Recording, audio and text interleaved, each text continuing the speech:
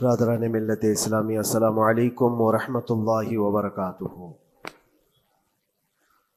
الحمد للہ وکفا وسلام علی حبیبہ المصطفیٰ، اما بعد فاعوذ باللہ من الشیطان الرجیم، بسم اللہ الرحمن الرحیم۔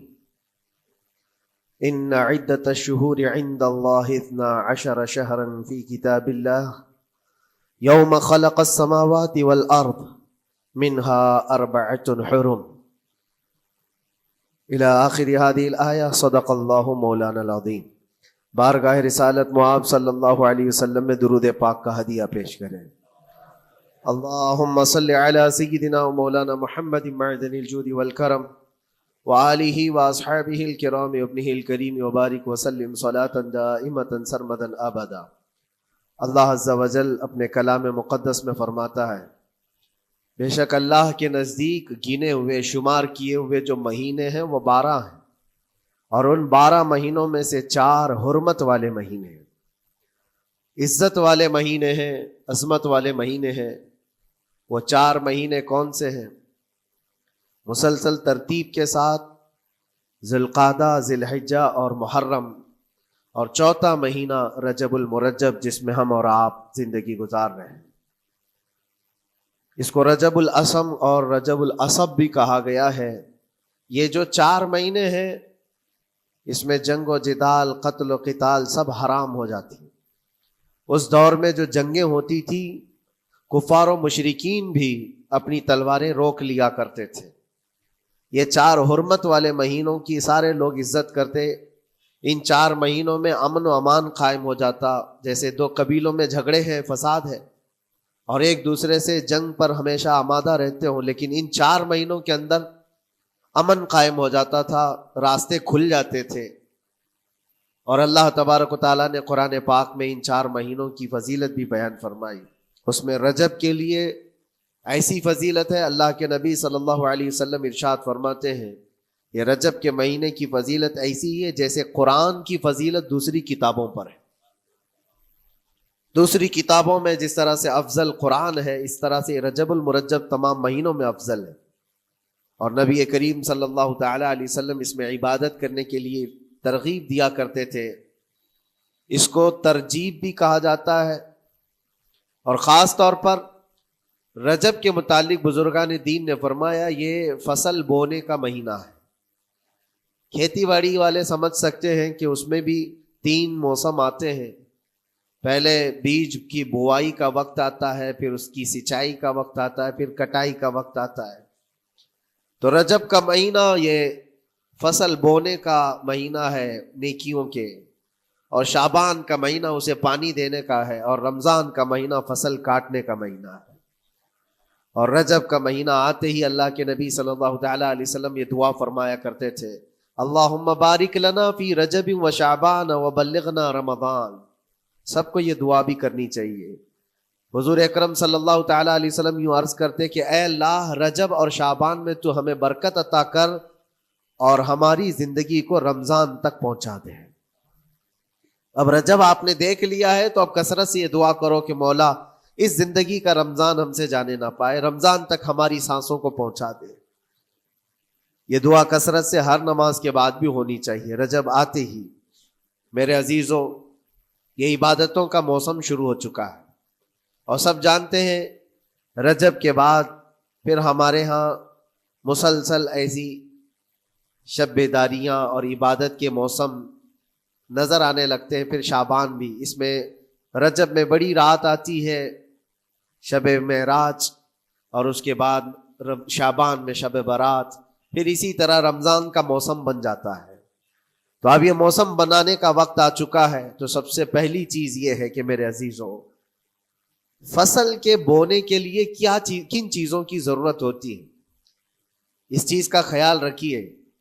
بیج اگر کھوٹا ڈالے ہو اور ویسی ہی فصل آنے کا انتظار کرو گے تو پھر نہیں ہوگا۔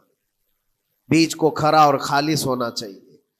جو نیکیاں کرنا چاہ رہے اس کو صاف ستھرے اچھے ماحول میں کیے جانے چاہیے۔ کھیتی باڑی کرنے والا جانتا ہے، بیج تو وہ بو رہا ہے، زمین بھی اچھی ہے، ساری چیزیں، کئی چیزوں کی ضرورت ہوتی ہے، بیج بھی اچھا ہو، زمین بھی اچھا ہو، موسم بھی اچھا ہو۔ تب جا کر کے اس کی فصل نکلتی ہے. بیج اچھا تھا زمین اچھی نہیں تو بھی فصل نہیں آتی. بیج بھی اچھا ہے زمین بھی اچھا ہے موسم صحیح نہیں ہے تب بھی فصل نہیں آتی. ابھی آپ کے پاس 3 چیزوں کا ہونا ضروری ہے, بیج اور زمین اور موسم. بیج جو ہے یہ نیکیاں ہیں, اور زمین تمہارا دل ہے, اس کا اتنا ہی پاک ہونا ضروری ہے. اور موسم یہ رجب کا ہے, اس میں تو کوئی شک نہیں ہے کہ عبادتوں کا موسم ہے, فصل کی اچھے لانے کا موسم ہے. لیکن سب سے پہلی چیز اب ہمیں ضرورت ہوتی ہے کہ ہم کیا بیج بو رہے ہیں.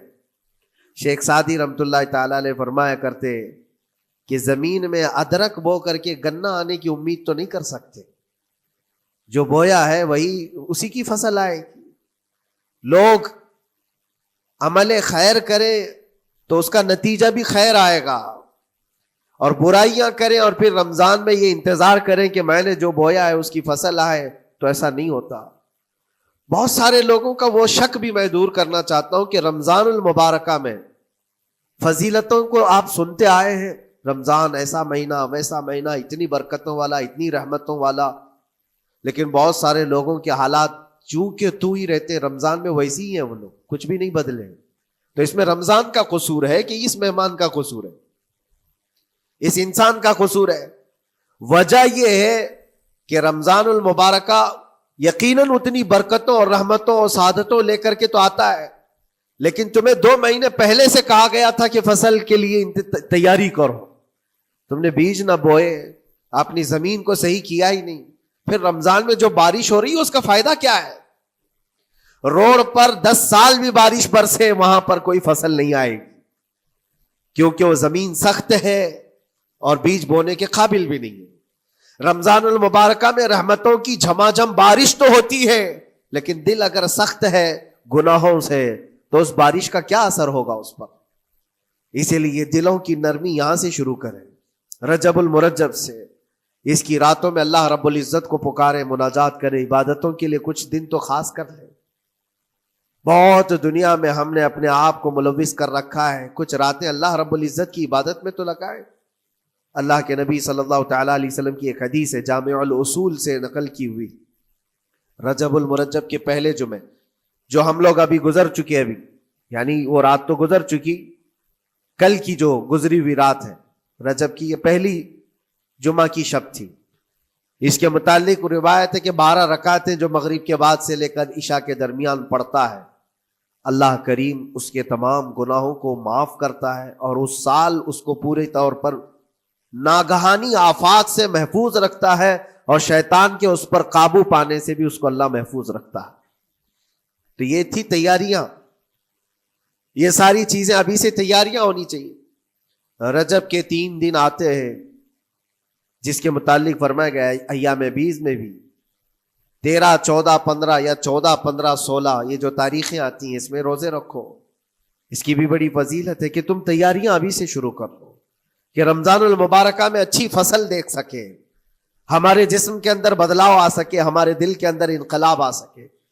اور تیاری یہاں سے نہ کر کے صرف رمضان میں ہی امید لگائے بیٹھتا ہے. تو میرے عزیزوں کچھ تو صفائی کی ضرورت ہوتی ہے.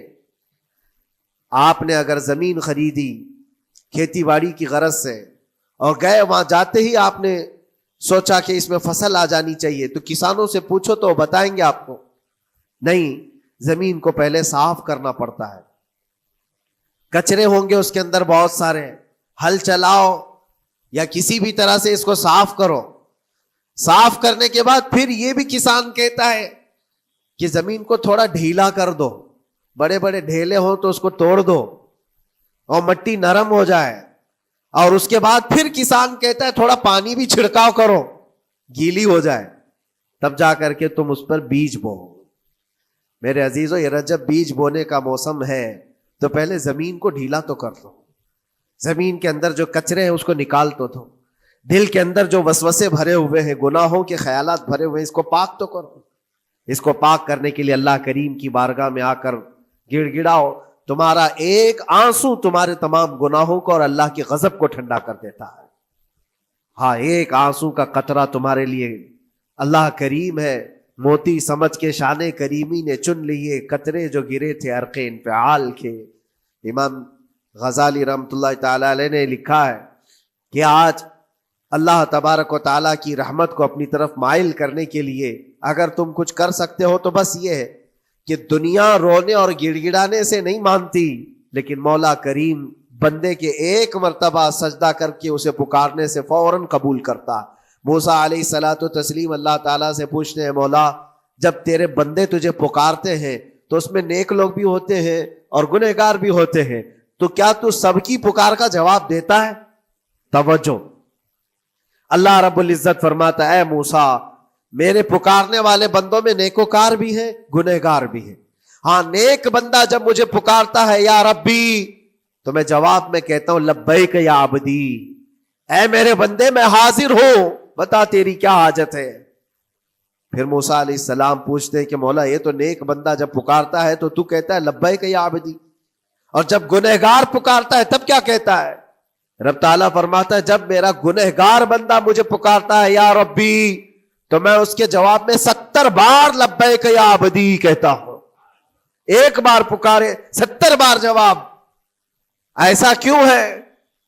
تو فرماتا ہے میرا رب نیکوکار کو اس کی نیکیوں پر بھروسہ ہے کہ اللہ معاف کرے، اور گنہگار کو صرف میری رحمت پر بھروسہ ہے۔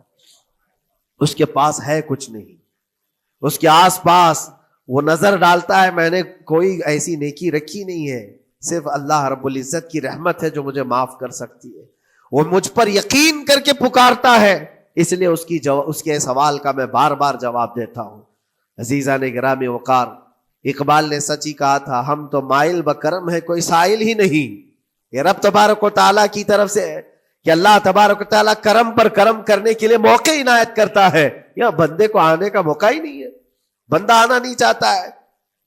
اس سے پہلے کہ تمہارے ساری چیزیں بند ہو جائیں، دروازے ختم ہو جائیں، اللہ رب العزت کی بارگاہ میں آؤ اور اسے پکارو، یقیناً یہ تمام چیزیں تمہاری زندگی میں انقلاب لاتی ہیں، بہت بڑی تبدیلی لاتی ہیں۔ عزیزان گرامی، پھر میں یہ عرض کرتا ہوں کہ رجب کے اس مہینے میں دل کو نرم کرنا بہت ضروری ہے۔ دلوں کی سختیاں آج گناہوں کی طرف مائل کرتی ہیں۔ ہمارا دل سخت ہے یا نرم ہے، اس کو پہچاننے کے کئی تھرمامیٹر دیے گئے ہمارے پاس، چیک کرو ہمارا دل کس پوزیشن میں ہے آج۔ امام غزالی فرماتے ہیں 3 علامتیں ایسی ہیں جس سے پتہ چل جاتا ہے انسان کا دل سخت ہے یا نرم ہے، بیمار ہے یا صحت یاب ہے۔ یہ ڈاکٹر لوگ اسکیننگ سے یا سونوگرافی سے نہیں بتا سکتے کہ تمہارے دل کی یہ کیفیت، کیسے اس کو اہل بصیرت سمجھ سکتے؟ فرماتے ہیں کہ اگر مسجد میں زیادہ دیر تک بیٹھ نہیں پاتا تو سمجھ لو اس کا دل بیمار ہے، اس کا دل سخت ہو چکا ہے، اس کو مسجد میں بیٹھنے نہیں دیتا۔ یہی دل ٹیلی ویژن کے سامنے 3 گھنٹے بیٹھے، اس کو کچھ بھی اکتاہٹ نہیں آتی، موبائل پر گیم کھیلتا رہتا ہے، 4 گھنٹے گزر گئے کہ 5 گھنٹے گزر گئے اسے پتہ ہی نہیں۔ آج ایک سروے کے مطابق ہر انسان جو موبائل چلاتا ہے اس میں 18 گھنٹے وہ بیزی ہے دن کے۔ کئی جگہوں پر ایسے حالات آئے 18 گھنٹے دن میں ہوتے ہی ہے 24 گھنٹے، جس میں 6 گھنٹے اگر آرام کے نکالے تو باقی پورے 18 گھنٹے کیسے انسان بیزی رہ سکتا ہے؟ اس میں کھانا بھی ہے، پینا بھی ہے، حاجتیں بھی ہیں، لیکن سروے کے مطابق یہ بھی بات آئی ہے کہ 18 گھنٹے کنزیوم کرتے ہیں۔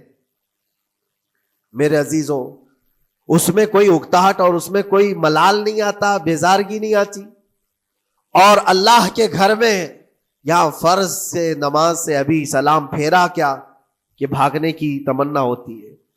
کئی جگہوں پر تو ایسا ہے، اسی لیے اللہ کے نبی صلی اللہ تعالی علیہ وسلم کی ایک حدیث میں سناتا ہوں، ارشاد فرماتے 2 چیزیں کسی منافق کے اندر جمع نہیں ہو سکتی، 2 چیزیں منافق آدمی کے اندر آ ہی نہیں سکتی۔ وہ کیا چیزیں ہیں؟ حضور پاک صلی اللہ تعالی علیہ وسلم فرماتے ہیں اچھے اخلاق منافق کے اندر نہیں آتے، اور اللہ کی اور اس کے رسول کی ہر بات پر یقین، یہ منافق کے اندر نہیں آ سکتے۔ اور منافق کی یہ علامتیں بتاتے بتاتے میرے نبی نے یہ فرمایا، دیکھنا کہ مسجد میں منافق سب سے اخیر میں آئے گا اور سب سے جلدی بھاگے گا، اس کا دل نہیں لگتا۔ دل سخت ہو چکا ہے، اور بازار میں سب سے پہلے جائے گا اور سب سے لاسٹ میں نکلے گا. بازار اس کے دل لگنے کی جگہ ہے، اس کے وہاں پر تفریح کی جگہ ہے. اور مومن کی علامت یہ فرمایا کہ مومن مسجد میں جلدی آتا ہے اور دیر سے جاتا ہے، اس کا دل لگا رہتا ہے. اور مومن بازار میں لوگوں کے شروعات میں نہیں، اپنی ضرورت کے مطابق گیا اور نکل آیا. اور فرماتے ہیں میرے آقا صلی اللہ علیہ وسلم، روئے زمین پر سب سے اچھی جگہوں میں سے کوئی جگہ ہے تو اللہ کا گھر ہے، مسجد ہے. اور سب سے بری جگہوں کے متعلق فرمایا وہ بازار ہے. اب یہاں پر دلوں کے متعلق میں عرض کر رہا ہوں کہ کس کا دل کس پوزیشن میں ہے، اسے آج خود آزما لینا چاہیے. دوسری علامت، امام غزالی فرماتے ہیں قرآن پاک کھولے گا وہ صفحہ 2 صفحہ سے زیادہ پڑھ نہیں پائے گا، بند کرنے کا دل کرے گا. یہ تو چھوڑو اٹھانے کے بعد پڑھنے نہ پڑھنے کی بات ہے، کچھ تو چھونا بھی نہیں چاہتے، اٹھاتے ہی نہیں. سال پورا ہو گیا تو قرآن پکڑتے نہیں، تو پھر دل کی کیفیت کیا ہو چکی ہوگی، دل کیسا مریض ہوگا. بعض لوگ ہم سے یہ کہتے بھی تھے کہ حضرت پڑھنا تو آتا نہیں، کیا کریں گے قرآن کا. کہا اٹھانا تو آتا ہے. میں نے ان سے پوچھا قرآن اٹھانا تو آتا ہے، جب قسم کھانے کی بات ہوتی ہے تو کیسے قرآن اٹھا لیتے ہو، سر پہ رکھ لیتے ہو. اسی طرح سے قرآن کو ہی اٹھا کر کے سینے سے لگا کر اللہ کی بارگاہ میں دعا کرو کہ مولا میرے دل کے دروازے کھول دے. اور قرآن کوئی سخت چیز نہیں ہے، اللہ وعدہ فرما رہا ہے ہم نے قرآن یاد کرنے کے لیے آسان بنایا ہے. کوئی یاد کرنے والا، وہ خود قرآن تمہارے دل میں اتر جائے گا. کوشش کرو. دل کی بیماری کی 2 علامتیں میں نے بتایا. اگر بیمار دل ہے تو زیادہ یہاں بیٹھ نہیں سکتا اور زیادہ دیر قرآن پڑھ نہیں پاتا. تیسری بات فرماتے ہیں کہ تیسری علامت یہ ہے کہ ہمارا دل اگر سخت ہو چکا ہے تو جیب میں پیسے ہوں گے لیکن کوئی مانگ رہا ہوگا اللہ کے نام پر، دینے کی طبیعت نہیں ہے، کہیں دینے کی طبیعت نہیں کرتی. اور یہ چیز ہاتھ اٹھانے کو تمہارا دل نہیں کرتا تو سمجھ جاؤ کہ دل بیمار ہے. اور دل کی بیماری لے کر کے اگر کوئی رجب میں سوچتا ہے کہ میں بیج بوؤں گا تو کیا فائدے کا، زمین سخت ہے، زمین سخت ہے اور اس پر بارش بھی ہوگی تو کچھ فرق نہیں پڑتا، فصل نہیں آئے گی. دل کو نرم کرو. اور ایک علامت میں بتاؤں، اور ایک علامت کہ دل نرم ہے یا سخت ہے، اس کی ایک علامت یہ بھی ہے، اللہ کا جب ذکر کرے، جنت کا جب ذکر کرے، جہنم کے عذابات کا ذکر کرے، قبر کے معاملات کا ذکر کرے، حشر کے سوالات کا ذکر کرے، تو اس کی آنکھیں ڈبڈبا جائیں اور آنسو نکل آنے لگیں. قرآن کی آیتیں سن کر کے اس کا دل ہلنے لگے اور آنسو آ گئے تو سمجھ جاؤ کہ اس کا دل نرم ہے. ابھی اس کا دل بیمار نہیں ہوا، ابھی اس کا دل بیمار نہیں ہوا. لیکن یہاں تو پوزیشن الگ ہے، سچویشن الگ ہے. ہم تو پتہ نہیں کن کن چیزوں میں رو لیتے ہیں، لیکن اللہ کا کلام سنتے ہوئے کسی کے کان پر جوں بھی نہیں رینگتی. لوگ تو گانوں پر تھرکنے والے اور نغموں پر اچھل کود کرنے والے وجد کی بات کرتے ہیں، لیکن اللہ کا کلام پڑھنے پر کوئی کسی کو وجد کیوں نہیں آتا. یہ ایمان کی علامت ہے. قرآن میں اللہ نے فرمایا اذا تلیت علیہم آیاتہ زادتہم ایمانا، جب اللہ کی آیتیں ان پر تلاوت کی جاتی ہیں، مومنین پر، ان کا ایمان بڑھ جاتا ہے. کیا آپ امام کے پیچھے قرات سن کر کے اپنے دل میں ہلچل محسوس کرتے ہیں؟ سننے کی طبیعت کرتی ہے. بلکہ ادھر نماز پڑھ کر کے جانے کے بعد آدھے گھنٹے کے بعد پوچھے آج پہلی رکعت میں کیا پڑھا تھا، دوسری رکعت میں کیا پڑھا، آپ کو پتہ ہی نہیں رہتا، یاد ہی نہیں امام صاحب کیا پڑھ رہے تھے. میں تو دکان کا حساب کتاب کر رہا تھا، کیا خبر ہے کہ انہوں نے کیا پڑھا. تو قرآن کو توجہ سے پڑھے ہوتے تو تمہارے دل میں بھی وہ باتیں اثر کر رہی ہوتی. میرے عزیزوں، کتنے ایسے لوگ ہیں جو صرف اور صرف قرآن پاک کی تلاوت کی وجہ سے دلوں کو نرم کر دیا گیا ہے. میں اسی بات پر آج فوکس کر کے ختم کر دوں گا. رجب المرجب بیج بونے کا موسم ہے تو دل کے نرمی کے ساتھ ہی بیج بو، کیونکہ یہ زمین ہے تمہاری، اور زمین نرم نہ ہو تو کتنی بھی نیکیاں کرو کیا فائدے کی. دل سخت ہے، گناہوں سے لبریز ہے، اور دل کو نرم کرنے کا علاج 2 چیزیں بتائی گئی، کریں گے انشاءاللہ. 2 چیزیں بڑی آسان ہیں. اگر دل کو نرم کرنا ہے تو دو چیزیں فرمائی گئی، کثرت سے قرآن پاک کی تلاوت کرو یا کثرت سے میرے نبی پر درود پاک پڑھا کرو. دو چیزیں کر کے دیکھو تمہارا دل نرم ہو جائے گا. اور بھی دوسرے علاج بھی میرے آقا نے فرمایا. ایک صحابی آئے تھے، انہوں نے عرض کیا یا رسول اللہ صلی اللہ علیہ وسلم، لوگ آپ کے پیچھے نماز پڑھتے ہیں تو زاروں قطار رونے لگتے ہیں، جب آپ دعا کرتے ہیں تو وہ دھاڑے مار کر کے روتے ہیں، میں کبھی رو نہیں پاتا، میرا رونا نہیں آتا، میں بھی قرآن سنتا ہوں، میں بھی آپ کے پیچھے نماز پڑھتا ہوں. تو حضور پاک صلی اللہ علیہ وسلم نے فرمایا تمہارا دل سخت ہو گیا ہے، تمہارا دل سخت ہو گیا ہے. انہوں نے کہا کیا کروں، علاج کیا ہے اس کا؟ وہ مسیحائے امت ہے میرے آقا، ہر ایک کا علاج جانتے ہیں، کس کو کون سا علاج دینا ہے. نبی پاک صلی اللہ تعالی علیہ وسلم فرماتے ہیں جاؤ کسی یتیم بچے کے سر پر ہاتھ پھیرو، اللہ تمہارا دل نرم کرے گا. ان کے لیے وہ علاج رکھا گیا تھا.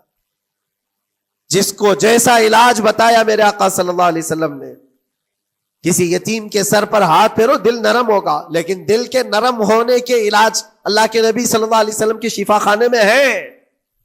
ہاتھ سے آپ کثرت سے درود پاک پڑھو، پھر دیکھو آپ کے دل کے اندر انقلاب آتا ہے یا نہیں آتا. آپ کے چہرے کا نور بڑھ جائے گا، زبان کا اثر بڑھ جائے گا، عمل خیر کی طرف رغبت بڑھ جائے گی. کثرت سے جب بندہ حضور پاک صلی اللہ علیہ وسلم پر درود پڑھتا ہے، اس کی زبان سے جھوٹ نکل جاتا ہے، گالی اس کی زبان پر نہیں آ پاتی ہے، کیونکہ وہ پاک کرتا چلا جاتا ہے اپنی زبان کو اللہ کے نبی کا نام لے کر کے. میرے عزیزو، اس میں دقت کیا ہے درود پاک کثرت سے پڑھنے میں؟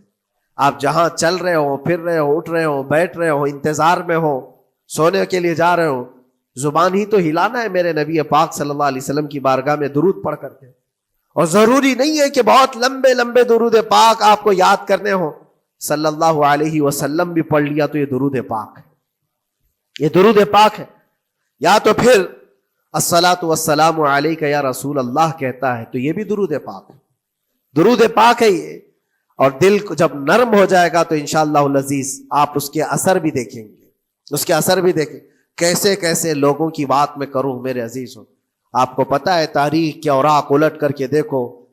ایک صحابی حضرت نعیم وہ راستے پر گزر رہے تھے، دیکھا ایک کڑیل جوان مکہ کا جس کو سارے لوگ دیکھ کر پہلوان کہتے اور ڈرتے تھے، گھبراتے تھے. 27 سال کا کڑیل جوان ہے اور ہاتھ میں تلوار کھینچے ہوئے تیزی سے آ رہا ہے.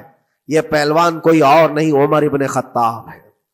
حضرت نعیم کہتے ہیں دیکھ کر کے میں گھبرا گیا، اتنی تیز اور ترار چال اور چمکتی ہوئی تلوار، کہاں کا ارادہ ہے؟ پوچھا حضرت نعیم نے کہاں جا رہے ہو؟ عمر ابن خطاب نے کہا محمد کا قتل کرنے جا رہا ہوں. معاذ اللہ رب العالمین. اس لیے کہ ایمان لائے ہوئے نہیں تھے. یہ دلوں کی سختیاں ہیں، یہ دلوں کا منجمد ہونا بتا رہا تھا کہ وہ نبی پاک صلی اللہ علیہ وسلم کے قتل کے لیے نکلے. حضرت نعیم نے صرف راستہ روکنے کے لیے ان سے کہا ان کا بعد میں قتل کرنا، پہلے تیری بہن اور بہنوی کا گھر بھی دیکھ لے، وہ بھی تو کلمہ پڑھ رہے ہیں، وہ بھی تو کلمہ پڑھ رہے ہیں اسی رسول کا. تو غصہ اور بڑھ گیا کہ میرے گھر میں یہ ہو چکا ہے، میں تو جس کا قتل کرنے جا رہا ہوں وہ میرے گھر تک آیا ہوا ہے. کہا پہلے میری بہن اور بہنوی کا کام تمام کرتا ہوں. اسی غرض سے وہ آئے تھے. اور جس وقت اپنے بہن کے گھر کے باہر کھڑے تھے، اتفاق ایسا کہ اندر سے قرآن کے پڑھنے کی آواز آ رہی تھی. ایک صحابی حضرت خباب، وہ قرآن پڑھا رہے تھے حضرت عمر کی بہن کو اور ان کے بہنوی کو. اور کیا بہترین انداز رہا ہوگا، جو رسول اللہ سے ڈائریکٹ سنے ہوئے لوگ تھے. اللہ کا کلام اترا ہوا ہے جن کے اوپر، وہ اس وقت حاضر رہے ہوئے لوگ ہیں، قرآن کو پڑھ رہے تھے. طٰہٰ ما انزلنا علیک القرآن لتشقی الا تذکرۃ لمن یخشی. عرب لوگ اچھی طرح سے جانتے تھے ایک ایک حرف کا معنی کیا ہوتا ہے، وہ عربی جانتے تھے، ان کی مادری زبان تھی. اور اس قرآن کے اندر جو مٹھاس تھی، عمر ابن خطاب کان لگا کر سنتے رہے سنتے رہے سنتے رہے. لیکن غصہ جو اندر سے تھا، دل کی جو سختی تھی، آئے تھے مارنے کے لیے، دروازہ زور زور سے ٹھوکنے لگ گئے. اندر لوگ ڈر گئے. حضرت خباب کو چھپا دیا، بہن اور بہنوی نے دروازہ کھولا. دروازہ کھلتے ہی ان پر حملہ آور ہو گئے. عمر ابن خطاب مارا، اپنے بہنوی کو بہت مارا کہ تم یہ کیا کر رہے ہو، دین بدل چکے ہو. یعنی تم یہاں سے نکل کر کے دوسری جگہ چلے گئے ہو، صحابی ہو گئے ہو، اپنی بہن کو بھی مارا یہاں تک کہ ان کی ناک پھٹ گئی. جب لہو لہان ہو گئے تو عمر ابن خطاب نے دیکھا کہ میں اپنی بہن اور اپنی بھائی کو مار رہا ہوں. پھر تھوڑی دیر کے لیے دل میں رحم آیا. اور دل میں رحم آیا کس چیز کا؟ کس چیز کی وجہ سے نرم ہوا دل میرے عزیزوں؟ بھائی اپنے بہنوئی کی اور اپنی بہن کی پٹائی کو دیکھ کر کے نہیں، ان کو دیکھا تھوڑی دیر کے بعد اور کہا چلو چھوڑو جانے دو، جو ہوا سو ہوا، لیکن جو تم لوگ پڑھ رہے تھے میرے آنے کے وقت مجھے دوبارہ پھر سے سنا دو. وہ کیا کلام تھا؟ وہ کون سا کلام تھا؟ اتنا سننا تھا کہ بہن نے محسوس کر لیا کہ دل کی نرمی کا دروازہ کھل چکا ہے. یہ قرآن ہے جس نے دلوں کے دروازے کھولے ہیں. مکہ والوں کے قرآن ہے، دل کی نرمی کی طرف دروازہ کھل چکا ہے. تو عمر ابن خطاب سے کہا کہ تم غسل کر لو، تم پاک ہو جاؤ، ہم قرآن تمہیں سناتے ہیں. اور انہیں پاک کیا گیا. تو حضرت خباب جلدی سے باہر آئے، کہا میں سناتا ہوں. حضرت عمر کو جب یہ آیتیں سنائی گئی جھوم کر کے سننے لگے. قرآن کی وہ آیتیں 16 یا 17 آیتیں ہی سن پائے تھے کہ ان کے جسم کے اندر راشا تاری ہوا، کپ کپی آئی. کہا کہ چلو محمد کے پاس صلی اللہ تعالی علیہ وسلم، مجھے لے کر کے چلو، میں ان سے بات کرنا چاہتا ہوں. میرے عزیزو، بھائی اور بہنوی اور بہن لے کر کے چلے. اور اس وقت حالات سخت تھے مکہ کے. حضور پاک صلی اللہ تعالی علیہ وسلم کے پاس 39 صحابہ تھے جو ایمان لائے ہوئے، اور پہرے داری میں امیر حمزہ کھڑے رہتے تھے کہ کوئی آئے گا تو میں اس کی برابر خبرگیری کروں گا. عمر ابن خطاب کو تلوار لٹکاتے ہوئے آتے دیکھا تو صحابہ گھبرا گئے. مکہ کا بڑا پہلوان ہے، اس کو بھڑکا کر کے لوگوں نے بھیج دیا ہوگا، اب کیا ہوگا؟ یہ پٹائی بہت بری طرح سے سب کی کرے گا. غریب صحابہ ہیں اور حضور پر ہاتھ نہ اٹھا دے. سب ڈرنے لگے. حضور پاک صلی اللہ علیہ وسلم سے آ کر کہنے لگے کہ یا رسول اللہ صلی اللہ علیہ وسلم، عمر آ رہا ہے اور ہاتھ میں تلوار ہے. اللہ کے نبی صلی اللہ علیہ وسلم نے فرمایا وہ میری گردن نہیں، اپنی گردن دینے آ رہا ہے. وہ میری گردن لینے نہیں، اپنی گردن دینے آ رہا ہے. وہ مخبر صادق صلی اللہ علیہ وسلم جانتے ہیں کون میرا غلام ہے اور کون منافق ہے. عمر ابن خطاب آئے تو حضور نے فرمایا راستہ دے دو. آتے ہی انہوں نے تلوار زمین پر پھینک دی. چہرے جمال جہاں آرا کو دیکھا. حضور پاک صلی اللہ تعالی علیہ وسلم سے پوچھا، پھر وہ آیتیں سنائے. اب سوچو میرے عزیزو، صحابی سے سننا، یہاں تو ہم قاری قرآن سے سنتے ہیں قرآن کی آیتیں 1400 سال کے بعد. آج بھی قرآن کا وہ اثر لگتا ہے دل کے اوپر. یہ ان سے جو 1400 سال کے بعد جس قاری قرآن سے سنا وہ تو صحابہ سے سنے تھے، اور صحابہ سے بڑھ کر کے اللہ کے نبی سے جو قرآن سنا ہو، خود نبی پاک کی زبان اقدس سے. اور جب اللہ کے نبی صلی اللہ تعالی علیہ وسلم نے آیتیں تلاوت کی، عمر ابن خطاب کی آنکھوں سے آنسو شروع ہو گئے. زارو قطار رونے لگے اور پھر پکار کر کہا اشہد ان لا الہ الا اللہ واشہد انک رسول اللہ. میں گواہی دیتا ہوں کہ اللہ کے سوا کوئی معبود نہیں، اور میں گواہی دیتا ہوں کہ آپ اللہ کے رسول ہیں. میرے عزیزو، عمر ابن خطاب رضی اللہ تعالیٰ عنہ کو اس طرف لانے والا، دل کو نرم کرنے والا، یہ قرآن پاک اللہ کا کلام ہی تو ہے. آج گناہوں سے اس پر بہت ساری پرت جم گئی ہے. ہمارے دلوں کے حالات ایسے ہو گئے، قرآن اٹھاؤ دلوں کو نرم کر دے گا. اور رجب المرجب میں قرآن کو پڑھو گے زمین نرم ہو جائے گی، اور پھر اس کی برکتیں تم رمضان میں دیکھو گے. ایک دو نہیں، ہزاروں ایسی ہیں. ایک ایسے مشہور ڈاکو، بغداد کے لوگ ڈرتے تھے. بغداد کے لوگ اتنا ڈرتے تھے کہ جو بھی قافلہ جائے گا لٹ جائے گا. فضیل بن عیاض، جو بھی قافلہ نکلتا تھا اس راستے سے لٹ جاتا تھا، کوئی بچ نہیں پاتا تھا. اور ایک قافلہ آ رہا تھا عرب سے اور مال تجارت لے کر بغداد کی طرف جا رہا تھا. تو قافلے والوں نے یہ مشورہ کیا کہ یہ جو قافلہ جا رہا ہے یہ اس راستے سے جا رہا ہے. فضیل بن عیاض ڈاکوؤں کا سردار وہاں رہتا ہے، بہت سارے ڈاکو اس کے ساتھ ہیں، وہ تو رہزن ہے، راستے پر روک کر کے مال لوٹ لیتے ہیں.